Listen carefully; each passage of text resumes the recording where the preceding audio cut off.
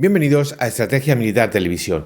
En el vídeo de hoy voy a responder a todas vuestras dudas sobre el F-18 Super Hornet y los portaaviones de España. Y además también vamos a aprovechar para resolverla en parte sobre los F-18, porque al final es inevitable, ¿verdad? El sustituto del F-18, pues tiramos a por el F-18 Super Hornet, es decir, su derivado, el hermano mayor.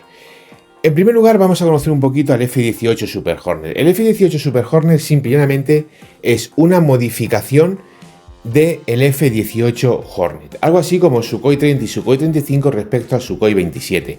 Se le han tocado muchas cosas, la superficie alar, las toberas, entradas de aire, por supuesto la aviónica, por supuesto motor, por supuesto radar, pero al final no deja de ser un F-18 súper modernizado, con cambios en su arquitectura, pero una modernización a lo bestia, si preferís la expresión, del F-18.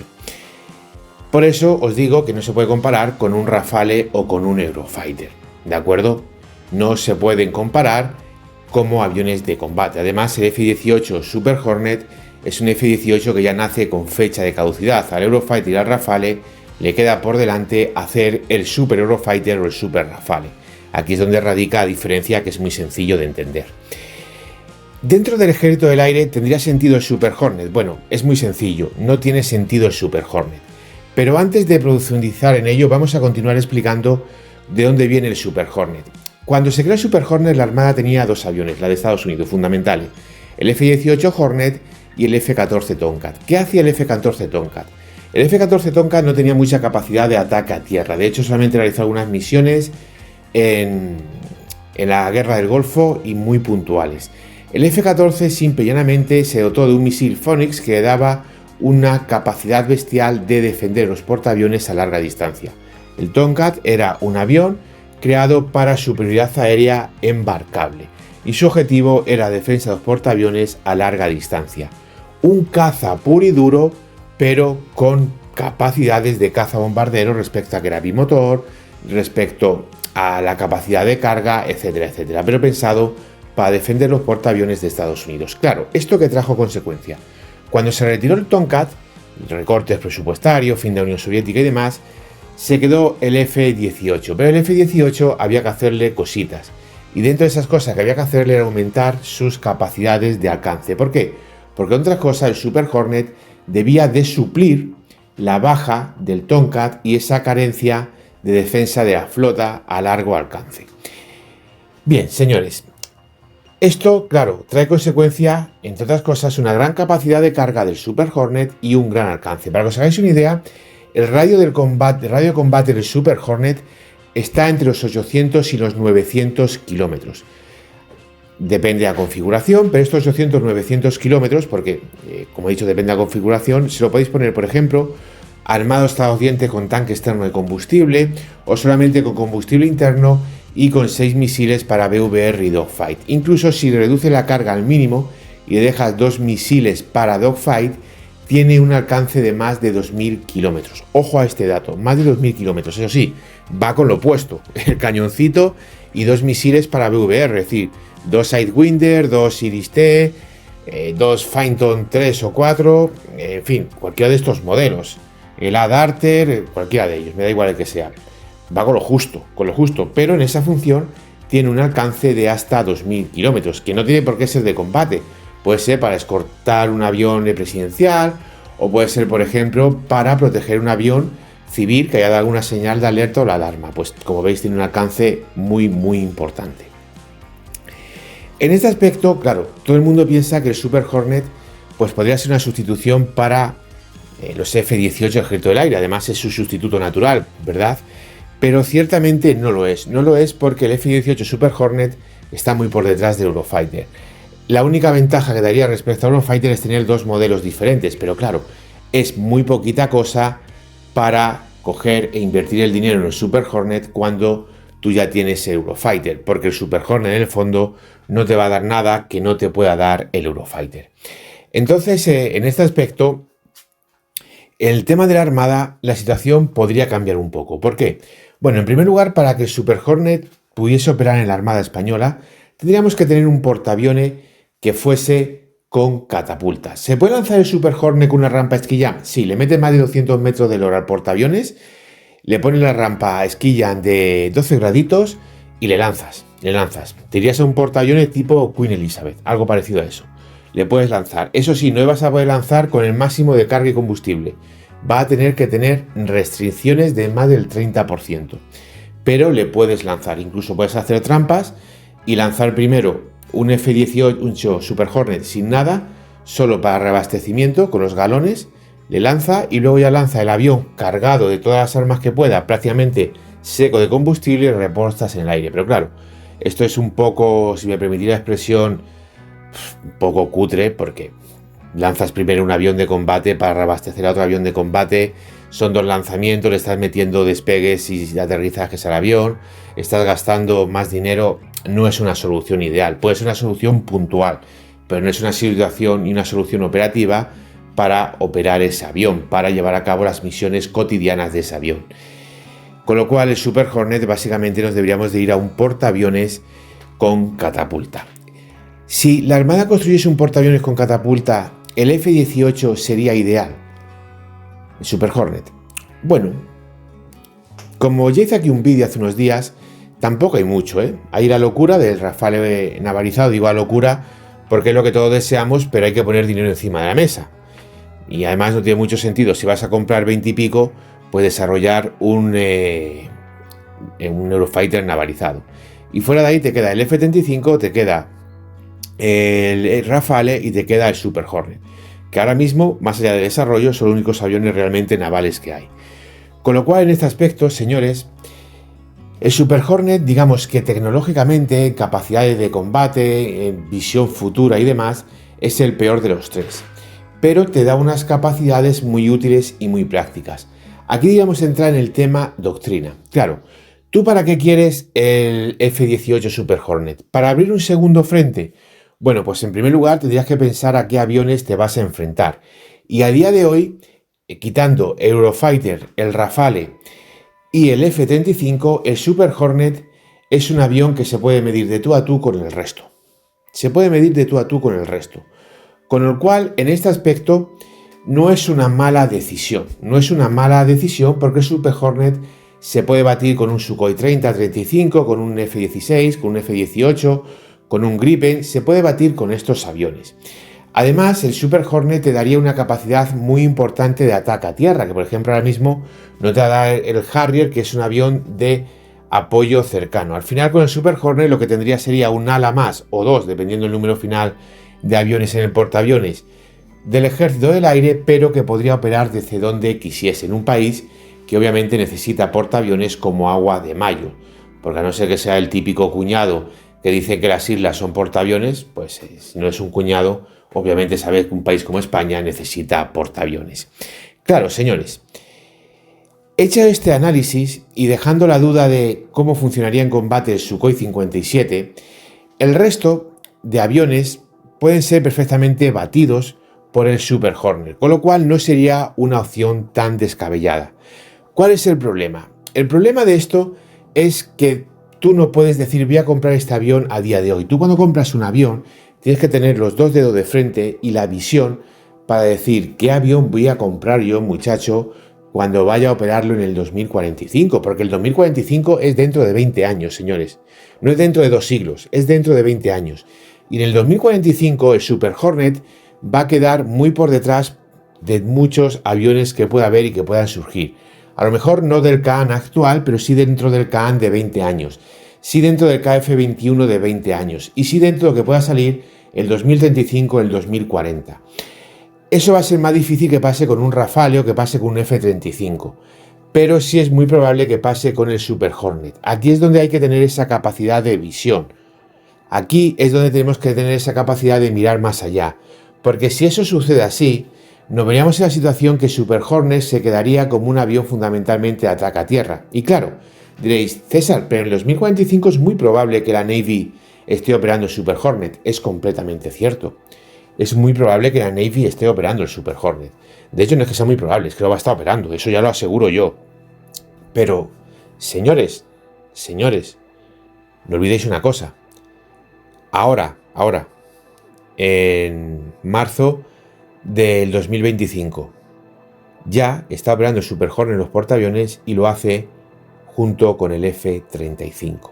Es decir, que lo que va a hacer el Super Hornet va a ser entrar en ese espacio aéreo enemigo cuando ya haya entrado previamente el F-35 y haya hecho de las suyas. Esto es algo que tenéis que saber y que tenéis que tener presente. Eso obviamente España no va a pasar. Y si me vais a decir, bueno, y si tenemos 2 de cada uno, señores, esas cosas ya se van para un presupuesto interior, para un Producto Interior Bruto del 3-4% destinado al presupuesto de defensa. No son cosas realistas, son cosas más para divagar y para cuñadear que para hablar sobre temas serios. Una persona seria y un canal serio como queremos que sea este, igual que su hermano en Estrategia Televisión, pues no va a perder tiempo con esas cosas. Ahora bien, un tema muy importante. El Super Hornet tiene también 2 puntos a favor que son para pensárselo. ¿Cuáles son estos 2 puntos? Pues el primero de ellos es su versión Growler, es decir, su versión de ataque electrónico. Esta versión podría ser muy importante y podría ser muy trascendental para un país como España, porque España no tiene ningún avión que sea capaz de hacer este tipo de misiones. Y además, desde la pérdida de la reina del espectro, ahora mismo el Ejército del Aire está completamente a cero en este tema. Sería muy interesante esa versión en la Armada, porque podríamos operar con ellas, típica configuración de 28 Super Hornet y 8 Growler, y utilizar en una configuración de 36 aviones en un portaaviones tipo Charles de Gaulle con catapulta y poder coger y atacar objetivos en tierra, barriendo sus radares enemigos y por tanto cegándolos. Ahí sí que podría haber una, digamos, un punto a favor bastante interesante. ¿Cuál es el segundo punto a favor interesante del Super Hornet? Porque es muy barato. Es muy barato de adquirir. El Super Hornet te sale en torno a los 70 millones. Dependiendo de la configuración final, su precio está ahí, en torno a los 70 millones. Pero no solamente es que te salga en torno a los 70 millones, que la versión del Growler no vale mucho más. De hecho, vale menos. Curiosamente, vale menos la versión de ataque electrónico que la versión cazabombardero. Y tiene su lógica, porque al final la versión de ataque electrónico lo que lleva son todos pod, quitando el cañón, ahí se ha sustituido el cañón y se le ha metido otro equipo más de guerra electrónica. Pero claro, en este aspecto, a 70 millones la unidad, pues estamos hablando que te ahorras cerca de 30 millones por unidad, entre 25 y 30 millones, tanto con el Rafale como con el F-35C. Incluso con el F-35B te ahorrarías un poquito más, que es el más caro de todo. Y al final, por 10 aviones, estamos hablando de estar produciendo un ahorro de 200 millones. Es decir, que te salen gratis todos los misiles, incluidos misiles de crucero, al adquirir el Super Hornet. Eso podría ser un punto a su favor. Y luego habría un segundo punto a su favor muy importante también, que es el periodo de entrega. El Super Hornet, la fábrica se cierra el año que viene. Se ha hecho un último pedido por parte de la Navy y cuando ese pedido termine de entregarse, se acaba el Super Hornet. De hecho, si saliese un nuevo contrato, que sería en la India, que está negociando por él, directamente el ensamblaje se iría a la India, con lo cual ni siquiera esa fábrica tendría esa capacidad de ensamblar, porque ya sabéis, lo he explicado aquí, que las plantas de fabricación de aviones en el fondo son plantas de ensamblaje de aviones. El avión se fabrica en 300.000 sitios diferentes.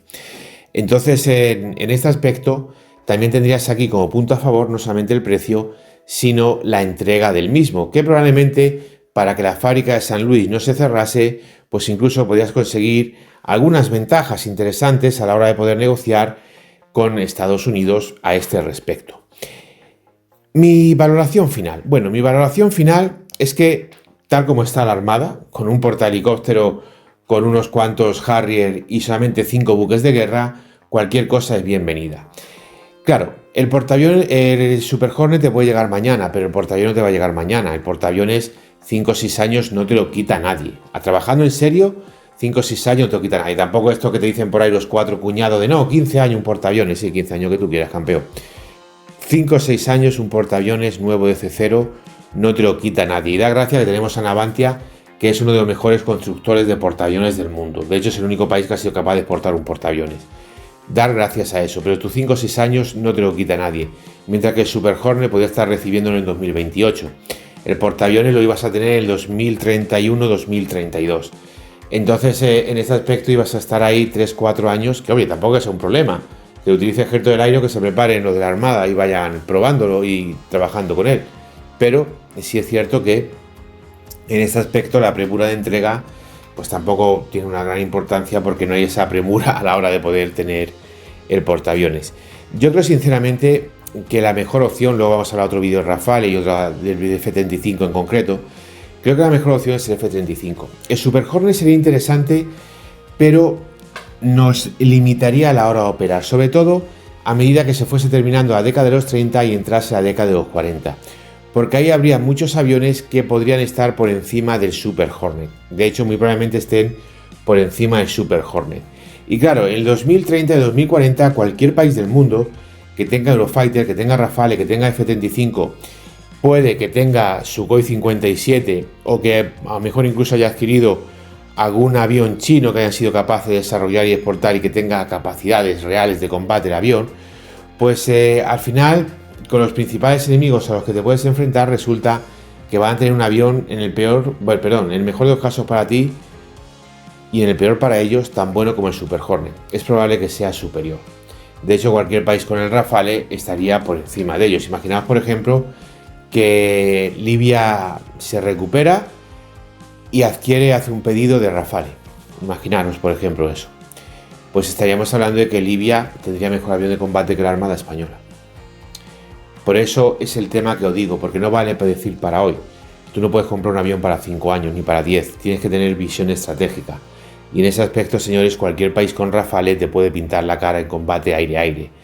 Con lo cual, el F-18 Super Hornet es más una especie de cariño, una especie de, pues como hemos tenido el F-18 Hornet, pues vamos a Super Hornet, que una realidad operativa. Porque al final, a medida que pasasen los años, el Super Hornet fundamentalmente se quedaría como un avión de ataque a tierra, con unas capacidades muy superiores a la de nuestro Harrier, pero se iría reduciendo a unas capacidades de ataque a tierra, mientras que quedaría muy reducido para la superioridad aérea. Esa es mi valoración del Super Hornet. No creo que sea la mejor opción, creo que la mejor opción, incluso en este aspecto, si vas a hacer con un avión convencional que no sea de quinta generación, sería el Rafale, porque ya hablaremos en otro vídeo, tampoco quiero adelantar nada, pero al final el Rafale prácticamente te da lo mismo que el F-18 Super Hornet, pero en un avión 30 y pico años más nuevo. Ya está, es así de simple. Que, bueno, un poquito menos alcance y demás, pero mucho más moderno y mucho más avanzado. Con lo cual, en ese aspecto, es lo que os he dicho al principio del vídeo, señores. Tenéis que pensar que ya es el Super Hornet. Todavía no ha salido el Super Eurofighter, ni ha salido el Super Gripen, ni ha salido el Super F-35, ni ha salido el Super Rafale, ni ha salido el Super Kaan, ni ninguno de estos. Tenemos que tenerlo muy claro. Hay que ser capaz de pensar con capacidad estratégica, mirar más allá del próximo fin de semana. Muchísimas gracias a todos por seguir este canal. Os recuerdo, Estrategia Televisión, nuestro canal hermano. Si alguno habéis venido nuevo a este canal, que sepáis que este canal simple y llanamente es una extensión de Estrategia Televisión, que aquel canal está ahora mismo capado, tiene un baneo por parte de YouTube, no por nada, sino porque yo me he equivocado con el tema de derechos de autor, he cogido imágenes de donde tenía que cogerla y me han sancionado por ello, ya está. Entonces tenemos estos dos canales, por si nos cerrasen aquel, pues ya directamente trasladar todo a este. ¿Que estáis interesados y os gustan estos vídeos? Pues en Estrategia Televisión vais a encontrar muchísimos vídeos más. Estrategia Televisión, Estrategia TV, ¿de acuerdo? Cuando busquéis Estrategia TV. De todas formas, en este mismo canal, en la descripción del mismo, está el enlace para que solamente pinchéis en él y podéis ir a otro canal. Muchísimas gracias por ver el vídeo, muchísimas gracias a aquellos que deis me gusta o comentéis, y muchísimas gracias sobre todo a aquellos que os interesa, os preocupa y tenéis esos dos dedos de frente para pensar en la defensa de España.